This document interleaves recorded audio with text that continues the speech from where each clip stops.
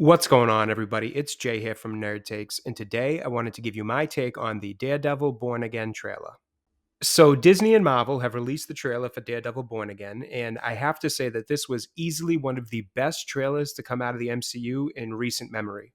I mean, credit where it's due, they put together a great trailer for this show. Now, the show itself is something that I've been a bit unsure of ever since I first heard that Disney wanted to bring the series back. The reason for that is the original run of the series on Netflix is one of my favorite products to ever come out of the MCU, especially that first season, which was great. The show was well written with great characters, great acting, and intense action to go along with it. But on top of all that, it also had a very different tone than the rest of what we had seen from the MCU at that point. It was very dark and gritty, which really fit well with the character of Daredevil.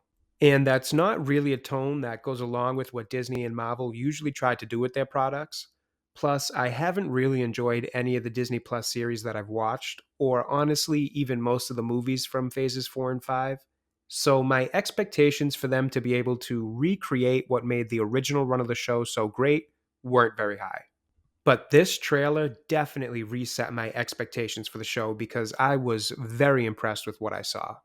The trailer starts with both Matt Murdock and Kingpin having a conversation with one another across a table, and this conversation carries on throughout the trailer as we see a lot of looks at the characters and some of the action that we'll get in the show. And the dialogue that we get during this conversation is pretty interesting. It's a bit of a catch up on where the characters are now since we last left them, but it's also a bit of a setup for the lack of trust and level of suspicion that Matt still has for Kingpin, even though he is now the mayor of the city and trying to have a peaceful conversation with Matt.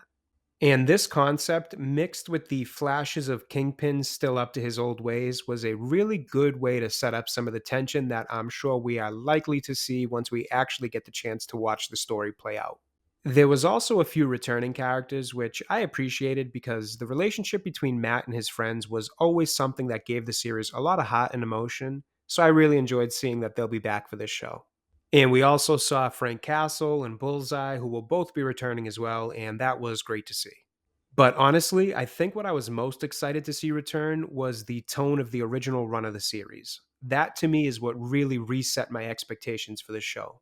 They did a great job at recreating the tone and vibe of the original in this trailer in a way that I was not expecting.